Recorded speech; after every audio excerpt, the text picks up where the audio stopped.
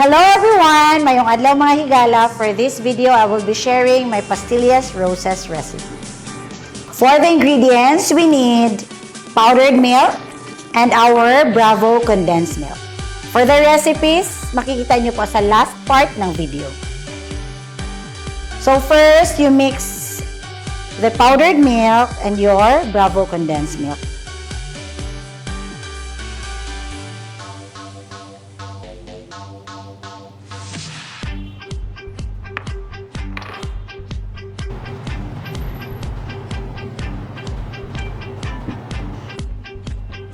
Then, at this stage, we will be adding Sugar King red food color.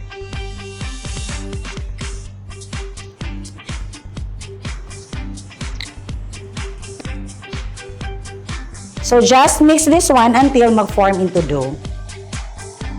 So, once very sticky na, put on your gloves para you can knead your mixture.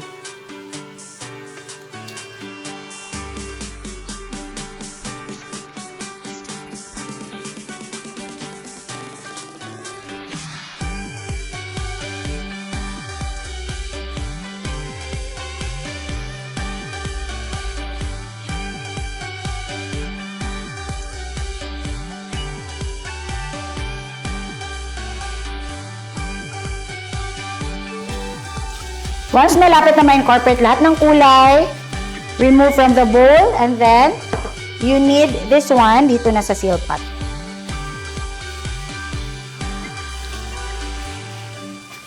So yung consistency nito is kagaya ng fondant.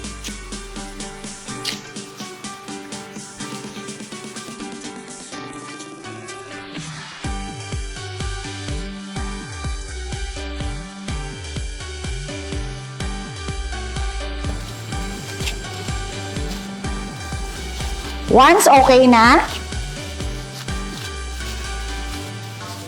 divide your dough into 6.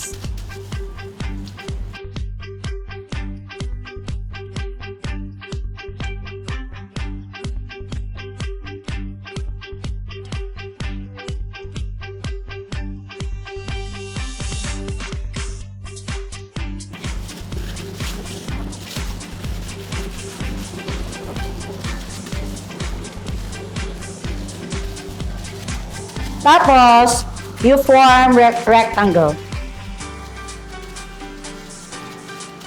If you have rolling pins, you can use your rolling pins para mas mabilis.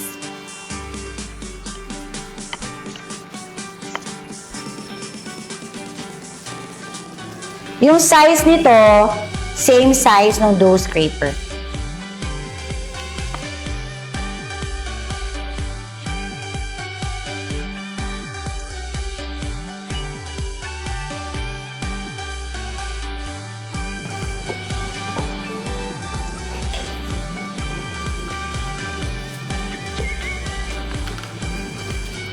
Then, let it rest around 20 minutes.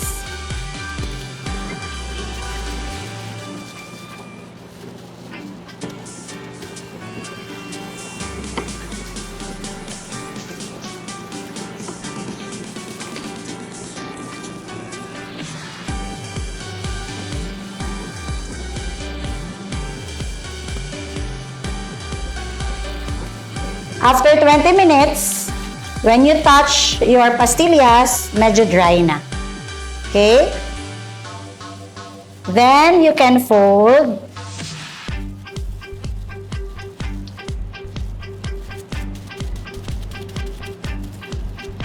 Gloves muna ako.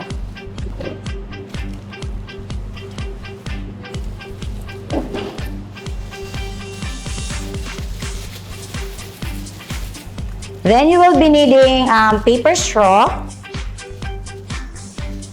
Tapos, pantali na foil. Then, green cello sheet and yung clear.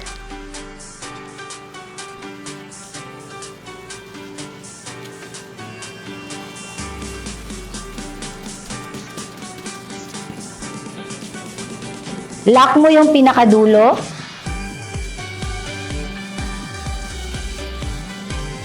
You form a very small bud first, then ikot.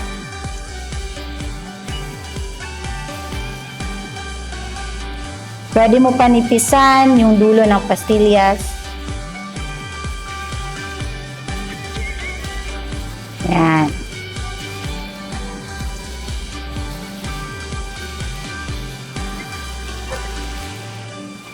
After that, you get the green one na may butas na. Tapos shoot.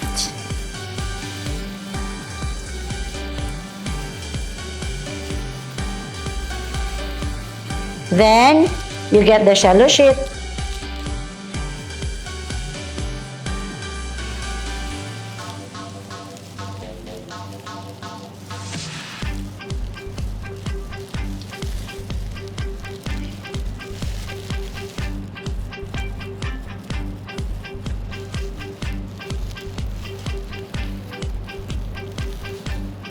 Tapos, i-lock it.